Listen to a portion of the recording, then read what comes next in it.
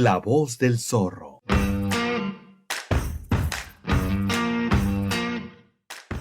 Este es un podcast de la Escuela de Administración y Negocios de CETIS Universidad, Campus Mexicali. Bienvenidos.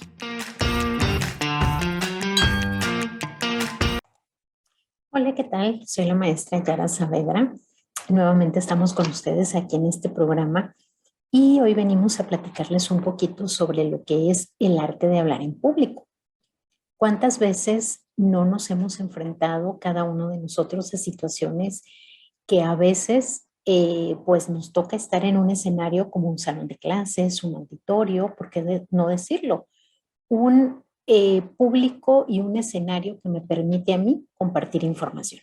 Bueno, pero ¿por qué en la actualidad nos provoca tanto miedo el hecho de hablar en público, no? ¿Cuántas veces nosotros nos hemos preguntado prácticamente en sí por qué se considera hablar en público un arte? Pues yo te quiero platicar un poquito de lo que es precisamente esta emoción, porque parte de una emoción la forma de hablar en público, ¿no? Pero tú en algún momento te has preguntado qué te provoca hablar en público. ¿Realmente sabes tú? ¿Te gusta? ¿No te gusta? Bueno, pues habrá personas que les causa totalmente una angustia. ¿Por qué? Porque esa sensación nada más de sentir que voy a estar frente a un público, que voy a estar compartiendo o simplemente dando un saludo, un discurso, una canción, me puede provocar angustia. Para otras personas, pues nos puede provocar entusiasmo. Sí, hay gente que le entusiasma demasiado estar frente a un micrófono, hacerse parte de este proceso. Bueno, ya llevamos dos emociones. Pero ¿qué tal? Habrá personas que dicen, bueno, quizás la indiferencia lo tengo que hacer, pues adelante. No es lo que más me apasiona, pero lo hago. Puede ser indiferente para esa persona y provocar una reacción distinta. Pero, ¿qué pasa para aquellas personas que nos causa miedo el estar ahí? El pararme, el no saber exactamente cómo reaccionar, si se me olvida una palabra. Híjole, también esto me puede provocar ciertas emociones. Pero quizás habremos otras personas que nos apasiona hablar en público, que es parte de nuestro alimento, que es una sensación que disfrutamos, que gozamos, pero sobre todo compartimos y empatizamos con muchas otras personas. Bueno, todo esto es un conjunto de emociones que el hablar en público me puede, pues, realmente hacer parte del proceso. Sin embargo, se considera un arte, ¿eh? ¿Por qué? Porque es una transmisión de emociones que vamos a enfrentar nosotros día a día ante un público. Pero el hablar en público se divide en tres áreas, lo que es un arte, una disciplina y una habilidad. Ustedes dirán, ¿arte? Sí, es un arte. ¿Por qué? Porque tienes que tener cierto dominio del escenario, la modulación de tu voz, el conocer a tu público, el dominar tu tema, pero sobre todo transmitirlo. Es todo un arte, no cualquiera puede estar frente a un escenario con un micrófono, con un público muy estremecedor y hablar. Por eso se dice que es un arte, pero también es una disciplina. ¿Por qué? Porque lleva una serie de pasos. Yo para poder enfrentarme a un público, a un escenario para compartir temas, pues obviamente me tengo que preparar, que llevar todo un procedimiento. Pero también es una habilidad. No todos poseemos esa habilidad y esa destreza de decir, sí, yo me animo a hablar entre 1000 personas, 500 personas o 3 personas. 3 o 1000, el efecto es igual. ¿Por qué? Porque estás precisamente compartiendo un poquito de información o de elementos que te permiten hacer una interacción en dos vías. Tú con tu público y tu público contigo. Entonces, por eso es un arte indispensable, porque tú tienes que lograr persuadir de forma correcta a las personas. Entonces, estos tres elementos me permiten finalmente descifrar por qué el hablar ante el público es un arte. Pero bueno, dejemos esa parte. Nosotros, para poder estar en un escenario con un público, pues dependiendo el objetivo que yo quiera lograr, siempre tenemos que pasar por tres etapas. Nunca se nos debe de olvidar. Primero, la planeación. Todo aquel tema, objetivo o presentación que yo tenga ante un público, la tengo que planear. Una vez que yo lo planeo, lo realizo y después de la realización siempre viene la parte no menos importante, pero que es un complemento, que es la evaluación. Cómo al final de este discurso, de esta clase, de esta compartir una charla, de una conferencia magna, cómo me evalúan a mí como expositor. Y tenemos que tomar en cuenta a mi público y el escenario. ¿Por qué? Porque obviamente no puedo dirigir un tema para niños de preescolar igual que para los chicos de preparatoria, aunque sea el mismo tema. Entonces, estas etapas para hablar en público yo me tengo que preparar. Primero en la planeación, después en la realización del tema y por último, pues me tienen que evaluar, saber qué fue lo que más causó impacto, qué les gustó, qué podemos mejorar en determinado momento. Y la realización, pues bueno, en el momento de estar compartiendo esta información, pues tú tienes que tener tus estrategias, tus procesos, todos los elementos que te permitan a ti formar parte de ese auditorio.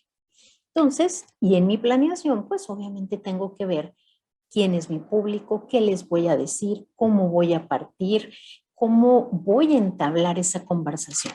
¿Por qué? Porque en esa planeación, pues yo tengo que visualizarme para saber exactamente el objetivo y lograr esa comunicación asertiva y esa conexión que hay entre el emisor y mi público. Y ustedes se preguntarán, bueno, ¿y el escenario qué tiene que ver? Mucho. Yo tengo que saber si es un lugar abierto, si es un lugar cerrado, si hay mucha acústica, si voy a tener un micrófono, si voy a tener un podium. Todos estos elementos que me permiten a mí hacer con mejor éxito mi puesta en escena y lograr, obviamente, esa conexión con el público. ¿Ok? Después, no debo de olvidar algo que es muy importante, mi vestimenta. De preferencia, los colores sólidos siempre me van a causar menor distracción en mi público. Por eso, entre más sencillo y más liso sea tu vestimenta, puedes lograr un mejor impacto porque no van a fijarse en el collar, en la pañoleta, en los colores de mi camisa, sino soy una persona que con mi voz, mi presentación, voy a lograr ese impacto. Ahora, aparte de mi vestimenta, yo tengo que saber perfectamente cuáles son esas características de mi público. ¿Quiénes son? ¿Son niños, son jóvenes, son adultos, son empresarios, son directivos, son personal de gobierno? ¿Qué tipo de público? Porque desde ahí yo tengo que empezar mi objetivo y mi planeación. ¿Por qué? Porque ¿qué objetivo persigo? ¿Quiero dar una plática con niños de preescolar? Pues bueno, tengo que usar un lenguaje.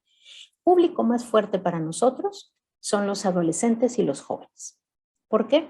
Porque hay que lograr captar la atención. Acuérdense que para que a nosotros nos escuchen o se dé el proceso de la escucha atenta, pues tengo que ser convincente, tengo que llegar con ellos con algo que sea atractivo para que jalar su atención y me puedan escuchar.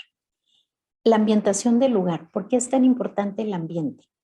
Porque no tengo que tener muchos distractores. Si mi presentación va a ser el centro, aparte de mi voz y de mi expresión, pues obviamente tengo que cuidar sí el detallito, sí que no se vea muy saturado mi escenario para que yo pueda moverme con libertad y también atraer a la persona.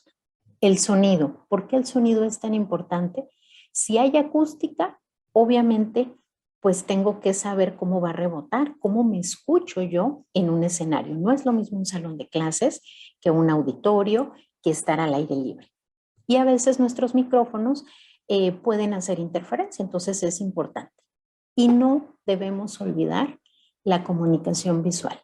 Si yo estoy frente a un escenario, tengo que hacer contacto visual con mi público. Tengo que, por lo menos, voltear a verlos para ver sus expresiones y que sepan ellos que yo estoy atenta. Si están platicando, una mirada puede frenar esa parte fundamental en el proceso que yo estoy llevando. Entonces, ¿se imaginan qué interesante es todo este procedimiento? ¿Cómo debo de prepararme yo para poder hablar en público? Me paro en un salón, me paro en un escenario, me paro en una ambientación externa, en un templo, en una iglesia, no sé, el lugar que a mí me permita entablar una comunicación con el público. Y esto, pues obviamente no olvidar la planeación, la realización y sobre todo la evaluación. ¿Por qué mi evaluación comentábamos hace ratito? Porque de esa evaluación van a surgir elementos que para mi persona puedan hacer mejor uso y perfeccionar nuevamente el tema. Entonces, ¿se imagina qué arte tan bonito es esta parte de poder hablar con el público, de entablar esa comunicación, esa conexión a través de un objetivo muy claro, que puede ser una simple clase, un tema, una charla, ¿por qué no? Una conferencia magna. Entonces, no olvidemos que el arte de hablar en público es una disciplina, una habilidad y, por supuesto, un arte. Muchísimas gracias por habernos escuchado en este tu programa La Voz del Zorro. Nos vemos la próxima sesión.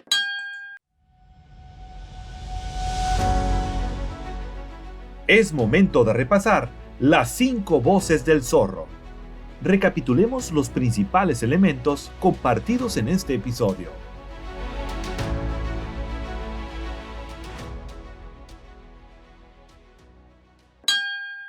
Punto número 1.